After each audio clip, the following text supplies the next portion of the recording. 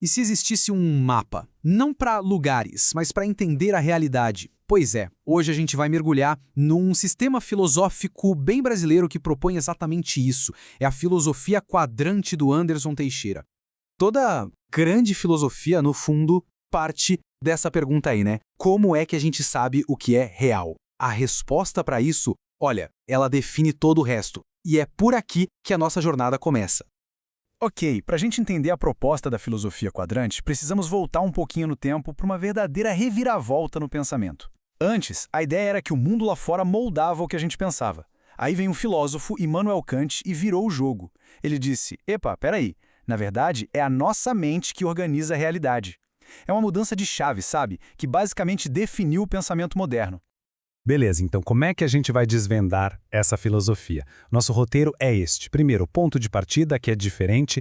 Depois a gente entra no mapa de 4 cantos e seus princípios. Daí vamos entender o núcleo cristocêntrico, ver como isso vira uma ferramenta prática e, por fim, qual é o papel dela como uma voz filosófica do Brasil. Então vamos lá, começando pelo ponto de partida. É aqui que a coisa fica interessante. A filosofia quadrante nasce justamente de uma crítica àquela ideia moderna de que a razão é a rainha de tudo, a autoridade final. O autor, o Teixeira, que bebeu muito na fonte de pensadores como o Mário Ferreira dos Santos, argumenta o seguinte: o problema não é usar a razão, claro que não. O problema é colocar a razão num pedestal, como se ela fosse a única régua para medir o mundo. A proposta, como diz aí na citação, é meio que virasse a lógica de cabeça para baixo. Em vez da nossa mente querer mandar na realidade, a gente deveria se submeter a ela. Ok, se a razão não é o ponto de partida, então o que é? Bom, a resposta que essa filosofia dá é um mapa. Um mapa bem estruturado para ajudar a gente a navegar pela realidade. Vamos ver como ele funciona. E o coração desse mapa, a chave de tudo, é o número 4. Mas por que 4? Porque para essa filosofia, esse número representa os 4 pilares essenciais. Pensa nos 4 pontos cardeais, sabe? Norte, sul, leste, oeste. É preciso de todos eles para ter um mapa completo e não se perder. E aqui estão eles, os 4 cantos desse mapa, o absoluto, o eu, a realidade e o outro. São esses 4 pontos que juntos viram as coordenadas para a gente poder analisar qualquer visão de mundo, qualquer uma mesmo, desde um filósofo da antiguidade até a de alguém hoje em dia. Certo? Agora vamos dar um zoom em cada um desses 4 pilares para entender o que eles significam na prática. O primeiro é o absoluto. E essa ideia aqui é bem forte, olha só. Ela diz que todo mundo, sem exceção, tem um ponto de partida que não se questiona. Uma espécie de Deus pessoal que serve de base para tudo. Para alguns, é Deus mesmo. Para outros pode ser o Estado, a ciência ou até o próprio eu.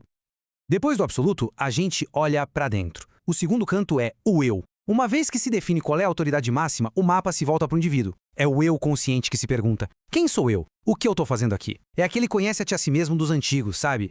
O terceiro pilar é a realidade. E aqui a filosofia bate de frente com aquela ideia do Kant que a gente falou lá no começo. A proposta é, sim, existe um mundo real, objetivo, fora da nossa cabeça. E o nosso papel é entender esse mundo e se adaptar a ele, e não o contrário. E para fechar o mapa, o quarto e último canto, o outro. Esse ponto lembra a gente de algo fundamental. Ninguém vive numa bolha. A nossa visão de mundo é sempre construída na relação com as outras pessoas, com a comunidade, com a sociedade. E pronto, com esses 4 cantos, o mapa se completa. Tudo bem, temos os 4 cantos, mas o que liga tudo isso? O que está bem no centro desse mapa, dando coesão para ele? A resposta para isso mostra o que torna essa filosofia tão particular. Ao contrário de muitas filosofias que a gente estuda, que tentam ser neutras, a filosofia quadrante assume uma posição. Ela é abertamente cristocêntrica.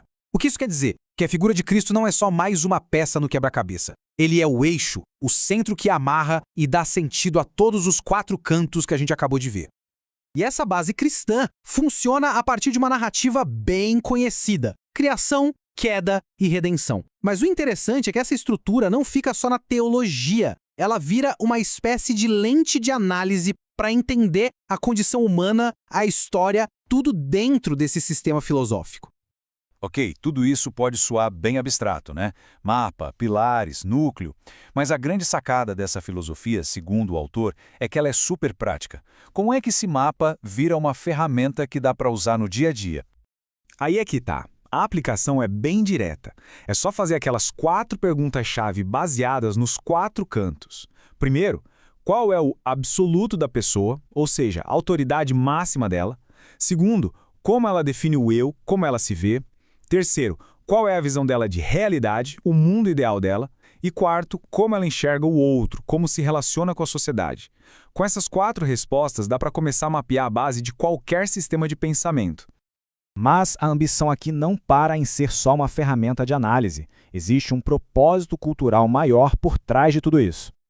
E esse propósito é forte. É o desejo de criar uma filosofia com um RG brasileiro, sabe? Uma tradição de pensamento latino-americana. A ideia é parar de ser só especialista em filósofos europeus e começar a produzir os nossos próprios grandes pensadores a partir da nossa realidade.